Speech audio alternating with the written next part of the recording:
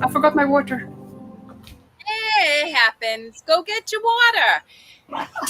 It's one of those days. All right, everybody. Welcome to episode 2 of The Art of Living with your host, Dr. Ynge Young, and myself, Kerri Lewis, here every Tuesday at 7 p.m., hoping to inspire and educate and really give people the tools and the strategies and information they may not have or that they may have heard of but have questions about in order to live an optimal life. Because ultimately, that is what we are meant to do. We are meant to experience a life filled with wonder and joy and wellness, which is what Ynge is all about. How are you today, Miss Amazing Ynge?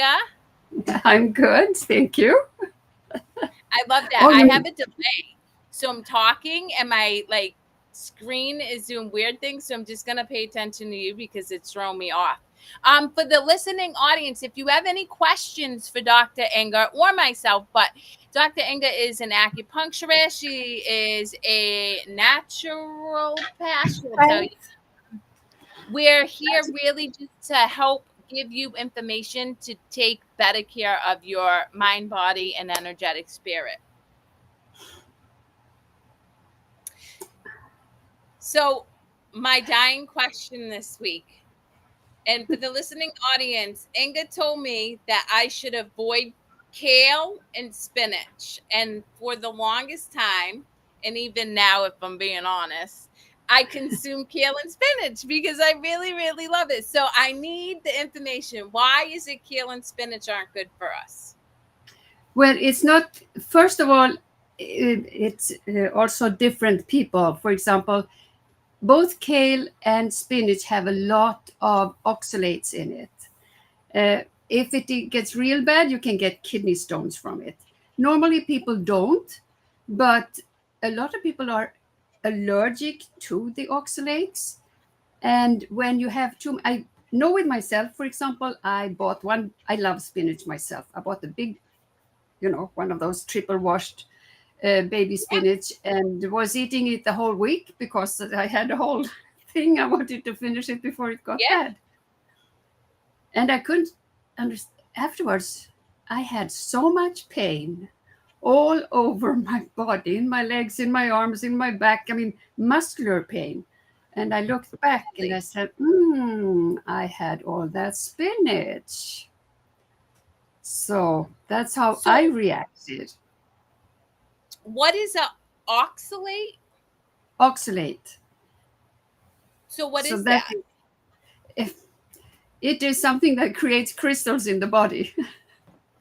And Okay. for example, in kids, in small kids, and especially in kids on the spectrum, they start, if they eat too much oxalate and they are allergic to it, they don't even have to eat that much. They start to flap. Is that what it's called? They call flapping.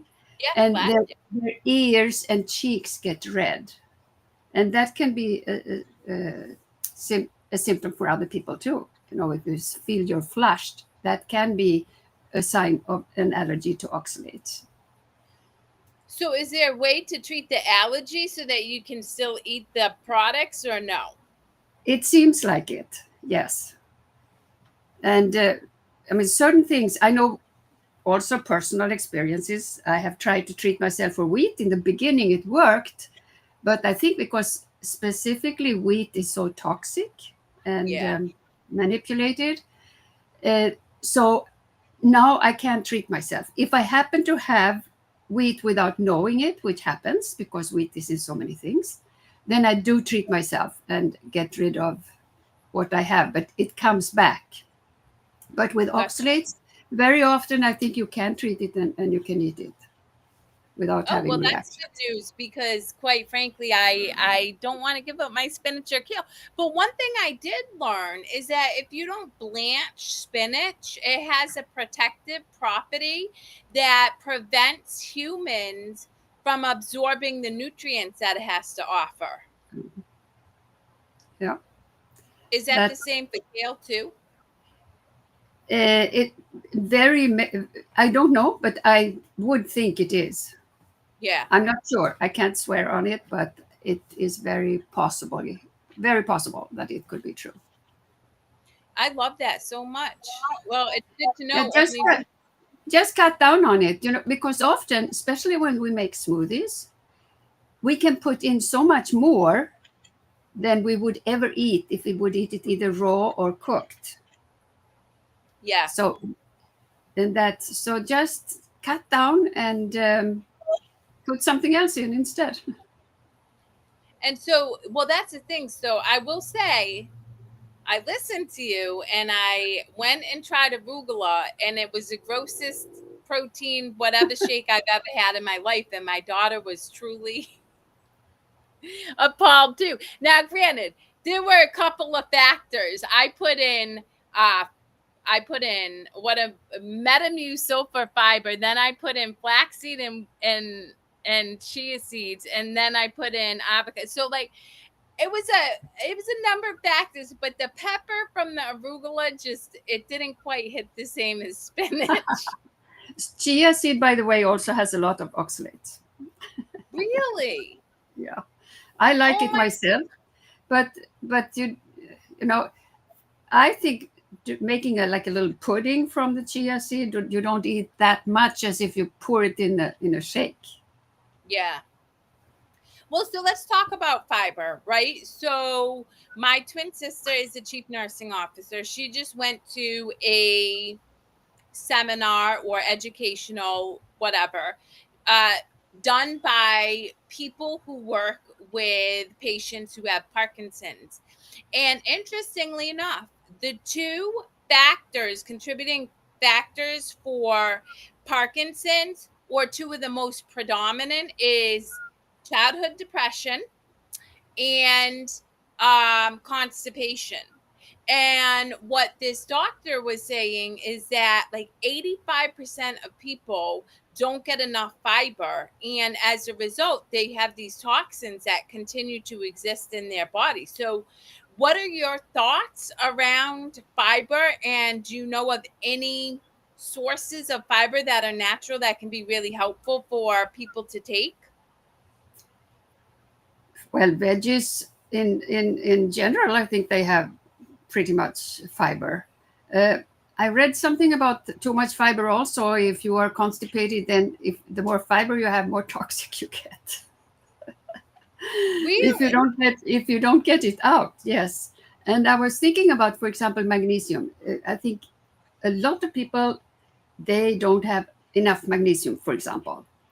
And there are different kinds of magnesium, and one of them has citrate, and that is like you can if you have constipation, you can take citrate.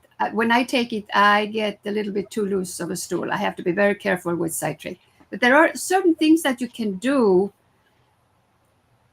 and with something that we need anyway, because like the first sign of magnesium deficiency is really cramps, leg cramps, and at night. Yep. And Well, also not sleeping enough. The interesting thing is, and this is why the universe is amazing, and I truly love the universe. I was talking to an individual earlier today who takes Adderall for ADHD, which I personally, and everybody who knows me at any length knows that I struggle with the overprescription of medication by pharmaceutical companies. I'm just going to keep it real. I'm not a doctor though. So, and this individual is telling me that Adderall depletes a person's magnesium. Very possible. Yes. I have heard also, I don't know that not stops, but it inhibits growing. When they get it too early, they don't grow as tall as they should. I don't know if it's true, but that's what I heard. And this is now years ago. And very often I think teachers in the school, they can't handle these kids. They call them ADHD. Often I don't even think they are. I think that 100%. the teachers should take that medication instead. Well, Well, I mean, let's go. Since I opened up this water, I 100% agree. So if we think about it, which this actually leads to the second topic I wanted to touch upon today. But if we think about it, we are an energy. We're an energetic expression. And what does energy need to do? It Move. needs 100%. It needs to move. And so what we've done in the industrialized countries of the world is we sat children who are filled with energy because they're Yes. youthful and young and said, oh, you need to sit in front of a teacher who is making you do route memorization, like learn boring things because we're not tapping into the zone of genius for 6 hours with very minimal break in between Very class. minimal. Yes. And then we wonder why they can't pay attention, why they start jumping up and down their seats. And so the solution, right, was, oh, let's keep these kids in line.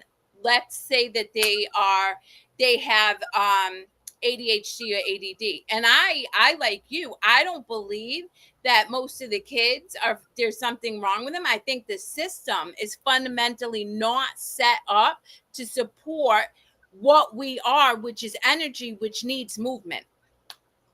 Absolutely. And often these kids for breakfast they get wheat and sugar. Yep. So they are all, climbing the walls, and then all of a sudden, plakataplum, they have a sugar drop. And then they want to sleep. So Yep.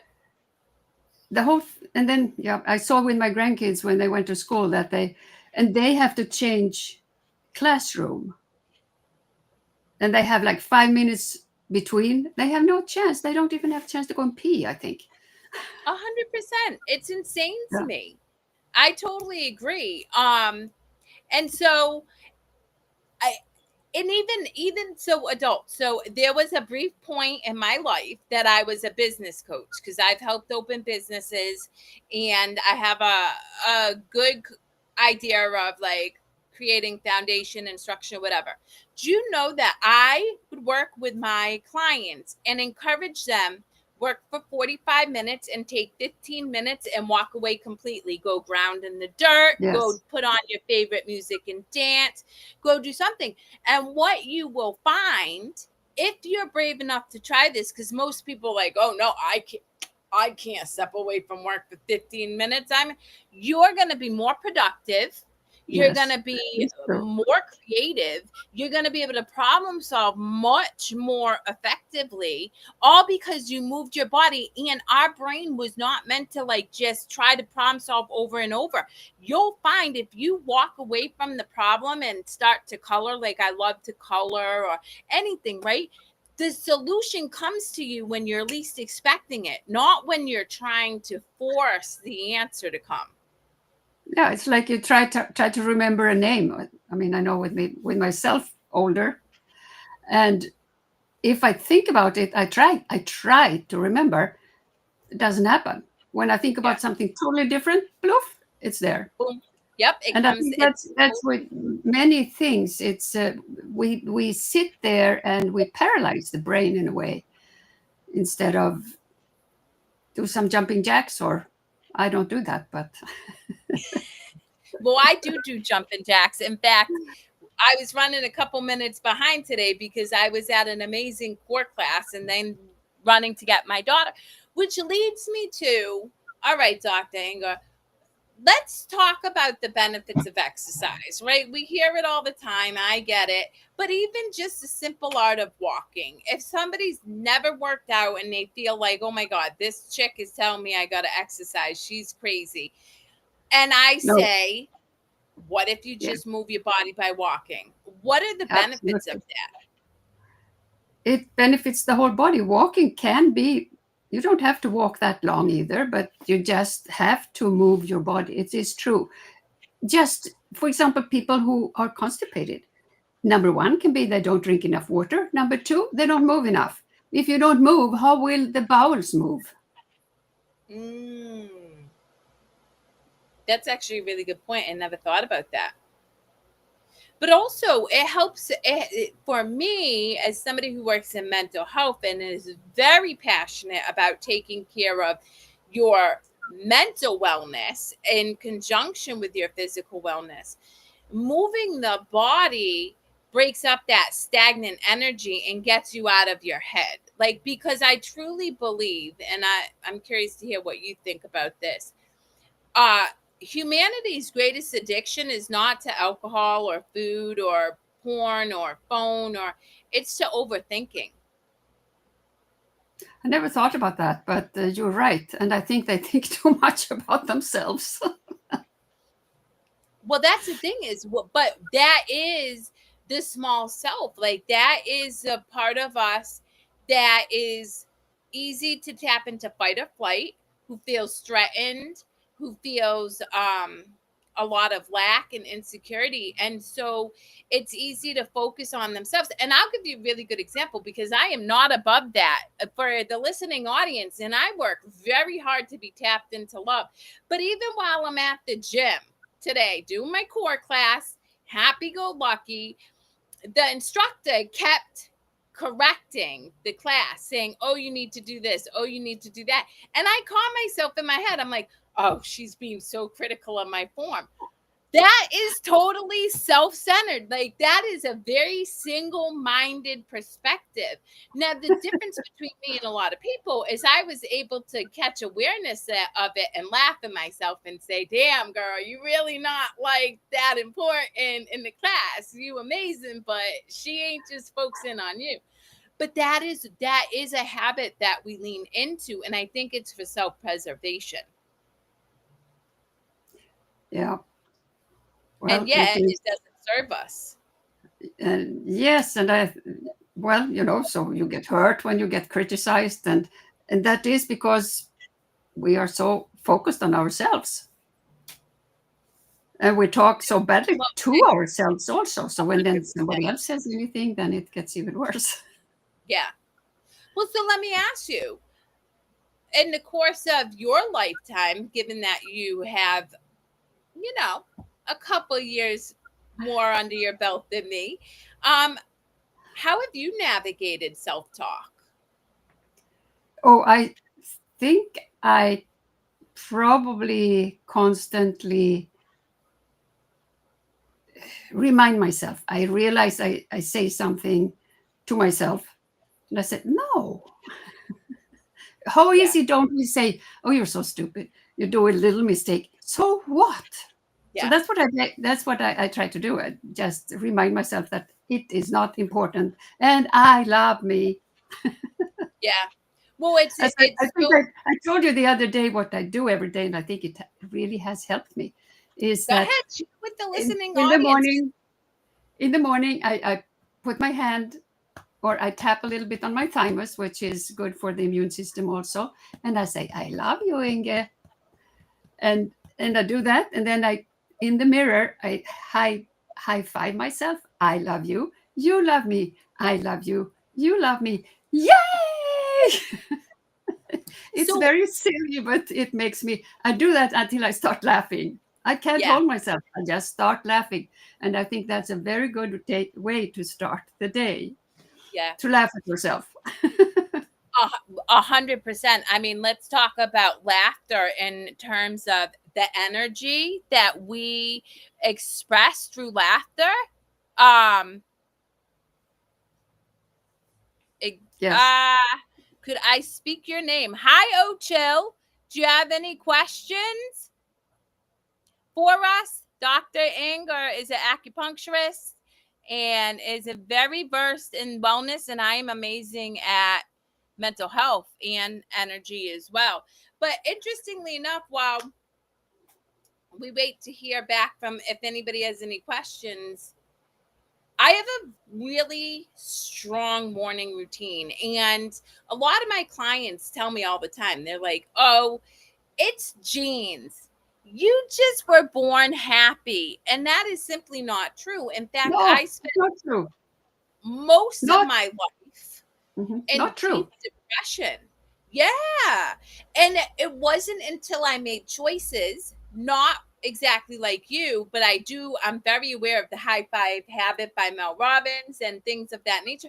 But it wasn't until I made choices to nurture and honor myself rather than dismiss and dismantle myself that I started to see shifts in how I experienced the world. And that Exactly. was critical for me. I mean, truly, I changed my whole life. The experience I had when I beat myself up versus the experience I have when I give myself grace. One, I sit in deep suffering, and the other, I sit in laughter, because the reality is I'm always going to make mistakes. In fact, for the listening audience, today I dropped my daughter's AC out of my second floor window, which happened to land on the roof of my outdoor shower, which then bounced into the bush.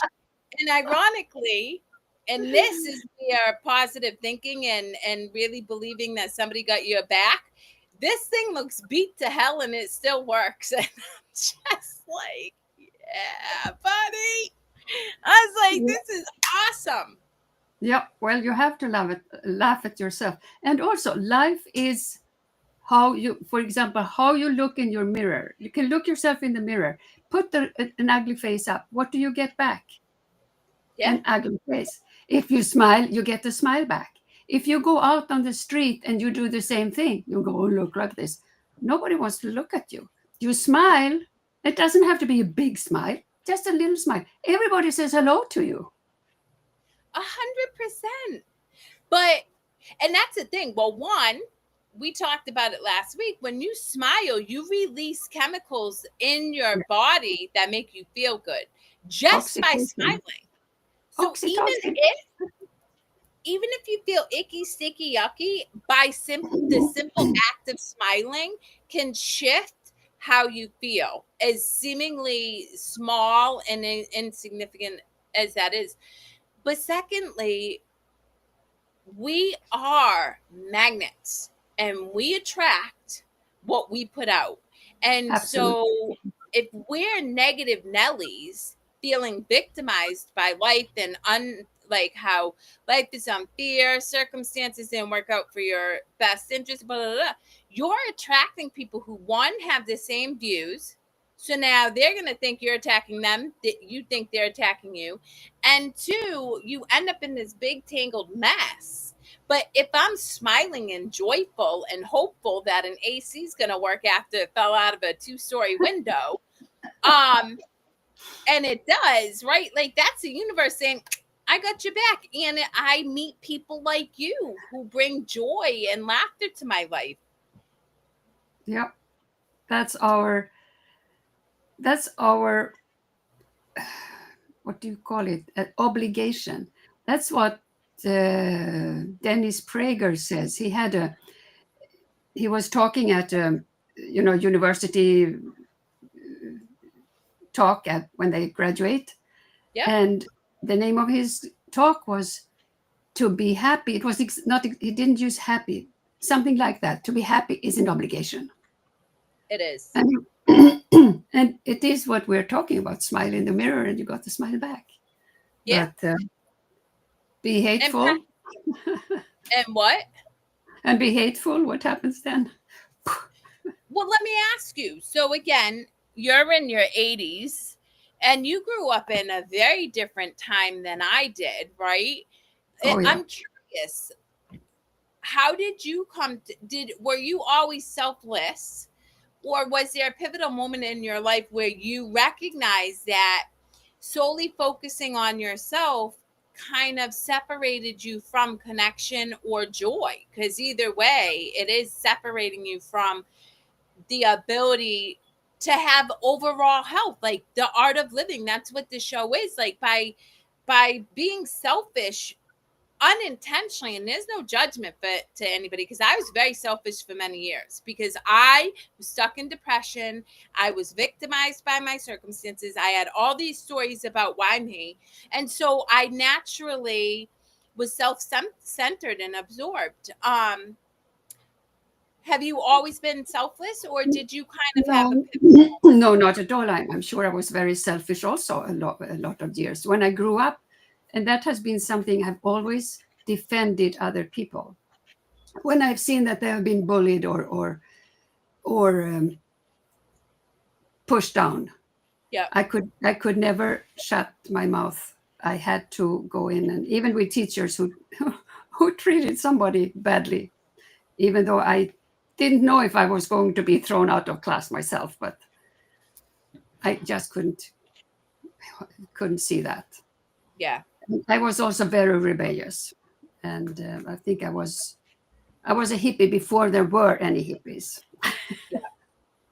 Well, yeah, I mean, to think about it, you became an engineer when women weren't engineers. I mean, that very act was a sign of rebellion against the Yeah, status quo of who was fit to be in a profession. that is true. Would you say that your rebellious nature has lended to your ability to live a meaningful and um, expansive Yeah, life? you know, Because, some people call it stubborn, in and what I way? believe I believe that women have to be stubborn to get anywhere. I think Really? it's not. We have to stand for up for ourselves, and other people, especially men, they call us stubborn. Oh, But I've been but called a we are lot of standing. things. Stubborn is nice. I think That though, I feel a little differently. I don't know that it's stubborn. I feel like it's resolve. I have a strong resolve to chase after what I know I'm worth. Um, and I'm the type of person who tell me I can't do it, and now I'm gonna do it to spite you because I will be damned if somebody tells me I can't achieve something. yeah, absolutely. I'm the same way. Yeah. And that's That is, why, so let's shift back to perspective, because we are talking about how perspective allows us to either sit in suffering or experience the art of living, which is joy, abundance, happiness. um I think the fact that I grew up really hard and was counted out, not just by family members through no fault of their own. That's what they knew. And then by society in general, it led me to be like, oh, nah, I'm going to prove you so wrong. You have no idea. And I've been doing it ever since. And now now I feel differently in that I only have one person to prove anything to, and that's source energy. And I really truly ask every day. I'm like, how do I need to be of service? Lead me and I will follow. But for many years I got to where I am today by yeah. being rebellious. But you didn't do that in one day. As you No, said, you went through all these things. I did too. I was a victim too. I think a lot of us women, we have kids, we get kind of set back in a even if we love our kids, we enjoy our kids, but it's still a little lonely, often, often very lonely. So it's very easy to fall into the victimhood, and people tell you what to do and what you can't do, and you are kind of stuck. So you can't be so as rebellious as you want to be. yeah. Do you So I mean it think can be lonely raising kids? I didn't get what you said.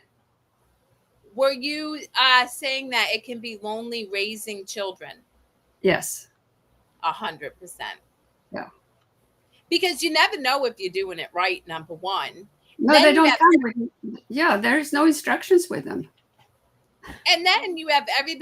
every other mother's good opinion, usually not wanted nor warranted, who put their 2 cents in.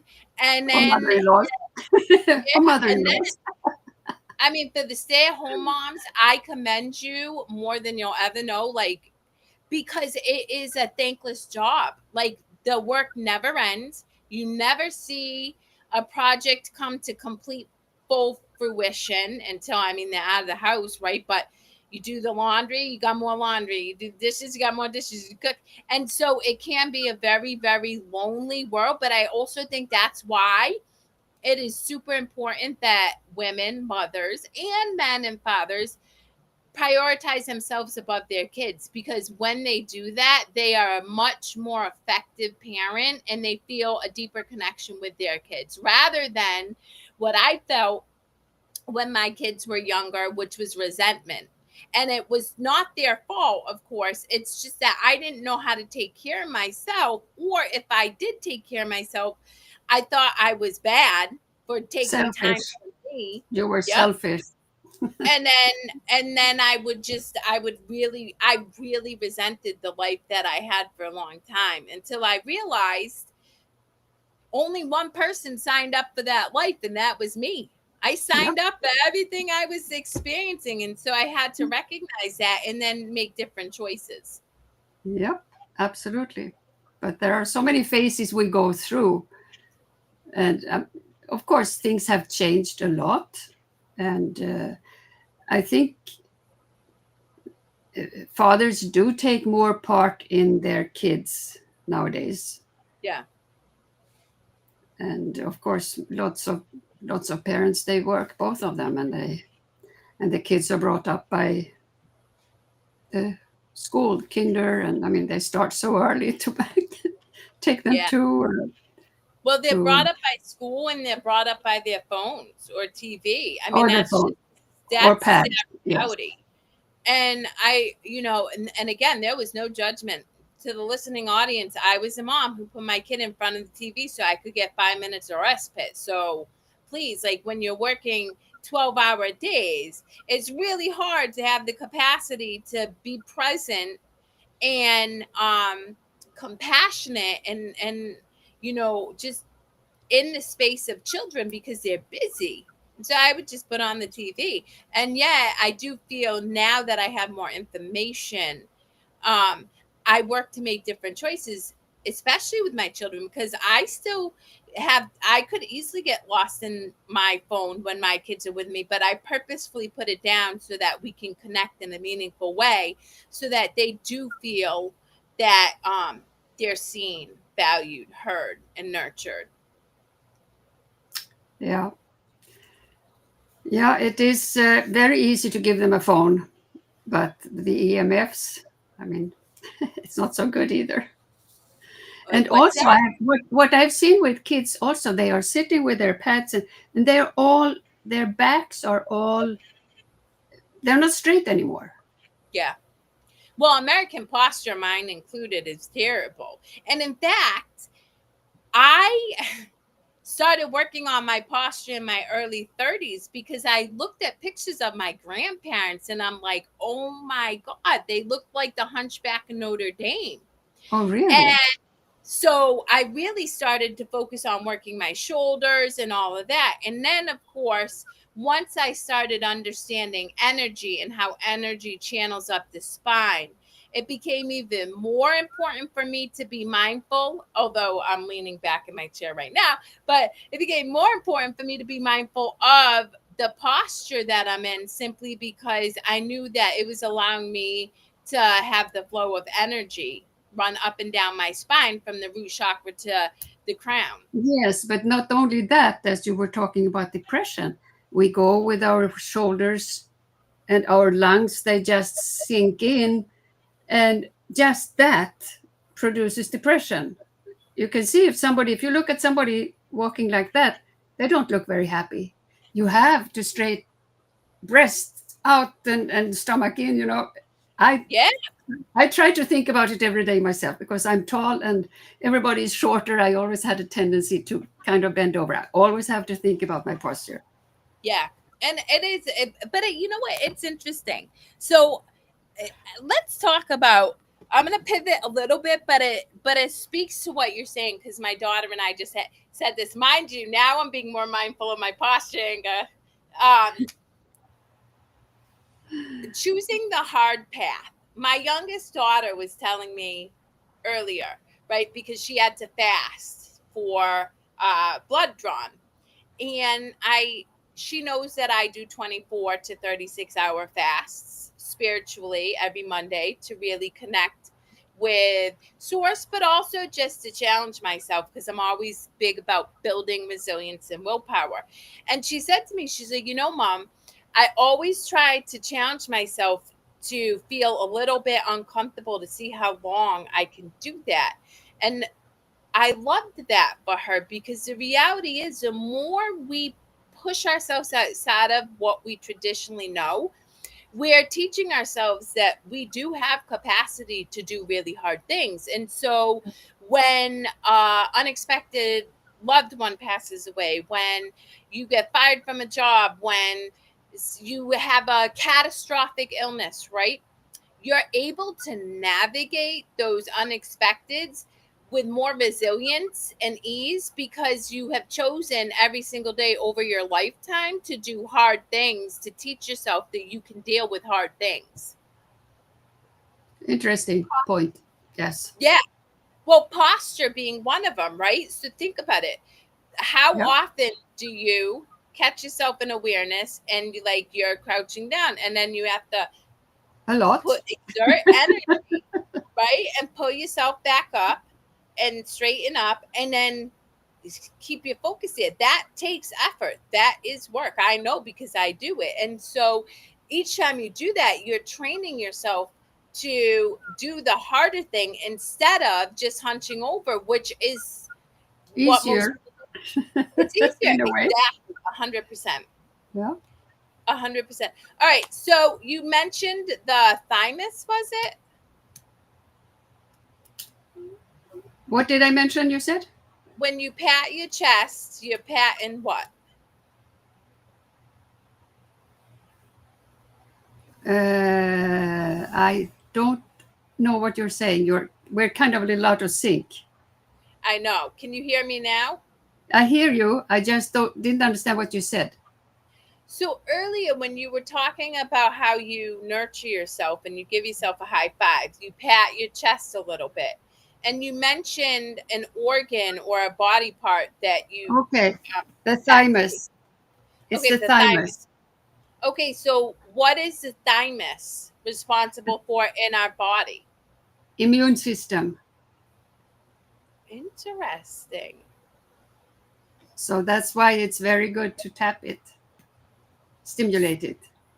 Okay, so stimulate it. So what would you Mhm. recommend for the listening audience in terms of stimulating their thymus and Just say I love you, for example. Just self-love. Give yourself a little self-love, and tapping on the tap? thymus, because as you know, everything is love, and the immune system loves love, needs love. Yeah. How did it feel when you first started doing that for yourself?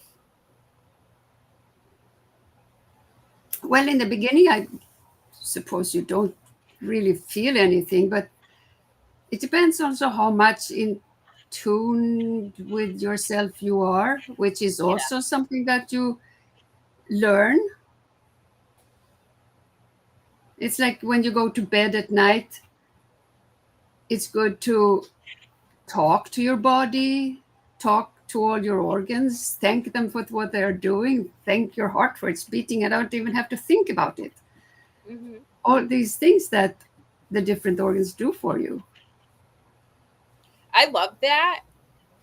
My experience when I first started practicing, not the exact technique, but words of affirmation towards myself and Yes. stuff, Hmm. was deep resistance. I thought it was hocus pocus, silly jargon. And yet, despite that, I continued to do it, and eventually, much like you, I imagine, experienced great results, right? But Yep. again, in the beginning, there was a lot of resistance. And so, for the listening audience, honoring and nurturing yourself, whether it's Yes. tapping your thymus and saying high five, it's not going to feel natural, because we live and have been cultivated in a society that thinks that if you treat yourself well, you're, Selfish. well, not selfish so much as you have a high horse, like you haven't, like you think you're better than other people. Yes, there is something of that. And it is so, so not true. And for example, when you talk to your body, just a little tip. Very often, You start to talk to your different organs and you just fall asleep. You don't even have time to talk to all of them. It's true. And I when I was drinking heavily and I knew I needed to change something, I started with a gratitude practice. And I That's great. was intuitively, naturally guided to thank my body because at the time I believed that I didn't have much to be thankful for. But like my feet, they allowed me to walk, my heart kept me breathing. And so I did instinctively thank a lot of my body parts, which then started to shift my energy so I felt a little bit more positive, which then allowed me to find more things to be grateful for. And so that's super important because if you Yes. find more and more things to be grateful for, you're sitting in joy. And to your point, if you're in joy, what do you attract to yourself? More moments of joy. Yeah, absolutely. It's true. All right, so And what do you want to share with the listening audience? Is there any like burning topic you want to educate the listening audience on today? well, we are talking about love, and I think that is a good thing to start with. And by loving yourself, eating the right things, right?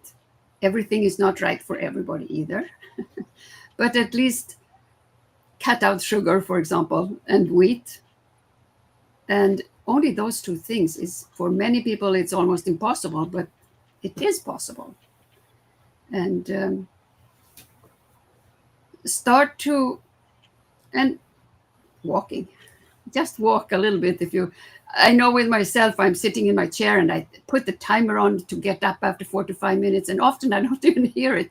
And then I get up after 2 hours or so and I can hardly stand up and say, gee, where did that time go? Yeah, It is, and it's only me, only I can do something for myself. I 100% love that. I don't mean to sound judgmental, but my observation is that people are looking for somebody to save them. Yeah, the magic bullet. And I can say that as a coach because I work with a lot of people. Mm-hmm. And despite my many, and I'm very clear about what I say. I mean, on my website, it says I'm going to gut you like a fish and hold you accountable. Like, you can't get clearer than that, right? Which means I am stripping down every habit, every behavior, every core belief. I mean, we are getting down to the nitty gritty and then rebuilding you up any old way you like. I don't really care as long as you're experiencing joy, because joy and love are a very powerful energetic expression. And if you're sitting in joy and love, guess what you're giving to me? And selfishly, I want more people to experience that because that's just going to benefit the collective, Absolutely. and we're all one Yes. anyway. But oftentimes, the minute an individual is pushed to take action in a significant way, they retreat feeling like there's got to be an easier way, like that's not the thing they need to do. And that is the worst thing you do, because really all you're doing is continuously feeding your subconscious your old narratives that say you're not capable of becoming the successful person you are, or losing the weight that you're looking to lose, or breaking free from addiction and anxiety. And so it's really counterproductive and very harmful to look for that easy way, because that easy way is really truly what's killing humanity right now. Yes. And I think there are two words that that should not exist. Number one is try. I Number agree. two is I can't. Yep. Do you know why though? Neurolinguistics, again, so if we go on a deep dive of our subconscious, it's very black and white. That's why my kids will make a joke. They'll be like, "Oh, haha, I'm so stupid," and they know. I'll look at them. I'm said, "Don't say that," because your Oh yeah. subconscious doesn't understand. And so, whenever I hear somebody say, "I'm going to try," if I'm working with them, I say, "You're not trying, you're doing," because you are. You're on the phone with me, so obviously you're doing. If you take a micro action every day, obviously you're Yes. doing. But secondly, um, that immediately tells me you don't believe that you can achieve this result. Yep. Now, it doesn't mean you're not going to fall No. 150 times, but even if I fail 2,000 times, I'm still doing until I achieve the result I Yes. want. I'm still learning until I achieve whatever it is I'm hoping to achieve. And so there isn't trying. I'm not trying anything. I show up in the arena of life every single day and I get messy, you know? What they call hot messy, hot mess. Is that what I'm calling it? Oh, hot mess express. Oh, I tell people that all the time. I'm a hot mess express. But that's okay. We get to be. It's a human experience. The human experience is messy. It's not linear. It's not clear cut. I am by no means got life figured out, but I do work to incorporate tools and strategies and learn information, which is why I'm doing this show with you, because you're educating me while educating the listening audience on things that can help me live more optimally, live more joyfully, live, free from depression and anxiety, and be able to say at 86 years old that I am in as good, if not better shape than you, because that's what I intend to Yep. do. Good, good, good. One of my favorite sayings is everything will be fine at the end. If it's not fine, it's not the end. Ooh, well, that's It true. is true. And what have you learned along the way? I mean, who I am, it's not even about the destination anymore. It's about the journey, because not for nothing, Ynge, I know. I hands down know I am a badass. I know I'm a badass. I am willing to face down my fears. I'm willing to show up and try things that are new. I'm willing to, like you, advocate for principles and core values that I believe in, i.e., love over hate and fear. And in that, I have cultivated a lot of power. And And for anybody else, failing is part of it. That's just learning experiences. oh And we are yeah. so So afraid of that, I'll get right? well, yeah, because you know why? I was afraid to fail because I had this whole story that I was a bad person Uh, because of experiences I had as a young child. I made up this story that if I didn't meet the expectation, the way it was laid out, or the way they thought they laid it out for me, then I was a failure and I was bad. And so we keep these yes, stories, and then we have a very difficult time giving ourselves grace when we, quote unquote, don't have the expected outcome. And that is a better way to say, it didn't work out the way I had hoped, because it didn't work out maybe as originally intended, but it did work out and you did gain valuable absolutely. information, insights, Yes. whatever Yeah. from that. Because that's almost always And so, if you fail, so-called fail at sometimes, and then you realize that that was a big learning and it made you not do something that you were not supposed to do, even if you invested a lot yes, in it, whether it's money or energy or whatever. It's kind of interesting. one of my one of my favorite stories is helping build up a company. I was the 36th Yeah. employee for this company, and I mean, that was my baby. I that was my baby. And I quit on the spot when somebody had challenged me to bend on my core Mm. values. And it broke my heart. But you know what quitting on the spot and standing true to my values did? it led me to opening up my own business, and 5 years later I have a global business. So that's exactly right, is we can't know why things happen the way they do, but if we tear ourselves down for them happening, we don't ever get the blessing that always comes from it.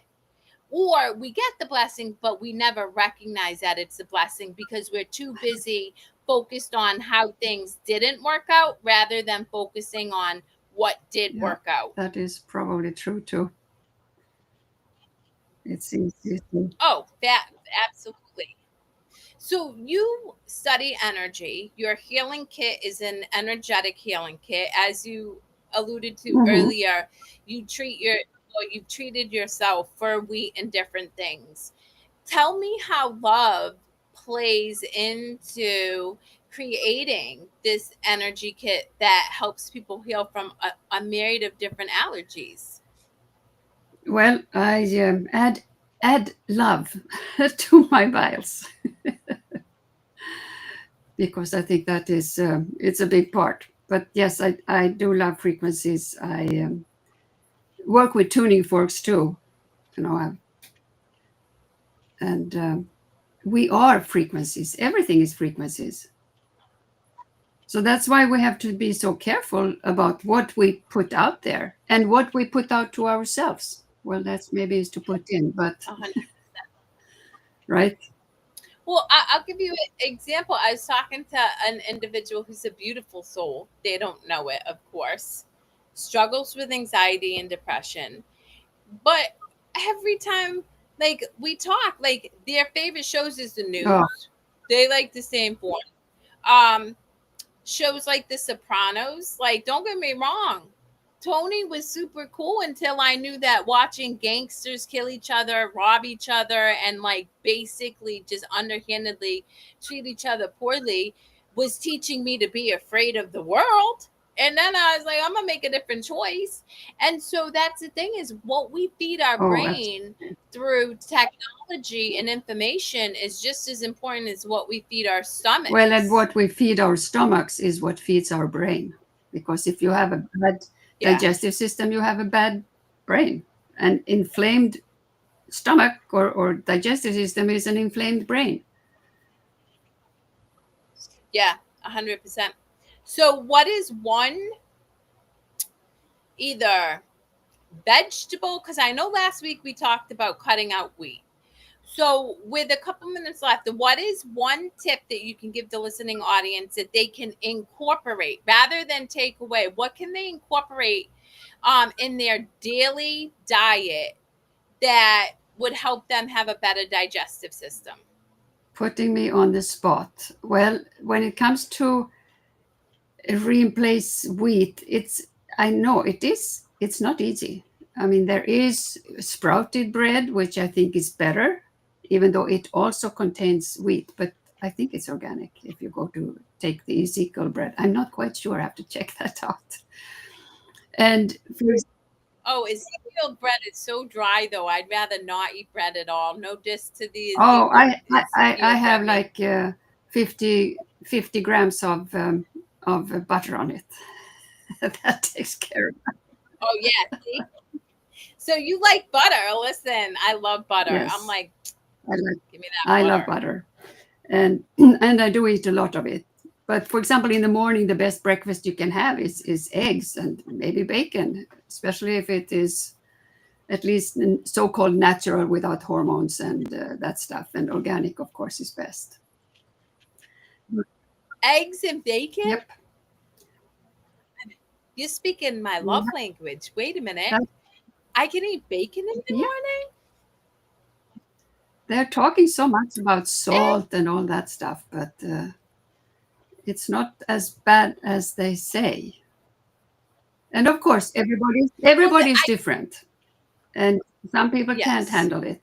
But to have a muffin and sugar and wheat in the morning, just if I have oatmeal, for example, if I am in a place there is nothing else, I have to have oatmeal in the morning. 20 minutes later, I'm starving. I'm much better off if I don't eat anything else, anything at all. So many of us are that way. We cannot really have these carbs and the sweets in the morning, because Yeah. also we get that sugar rush and then we get the sugar crash. Sugar crash. That's what, Well, if you really think about it, a muffin is a glorified piece of yes, cake. Don't get me absolutely. wrong, listening Mhm. audience. I love me a good pistachio muffin. I don't eat them often, but I'm not above eating a pistachio muffin.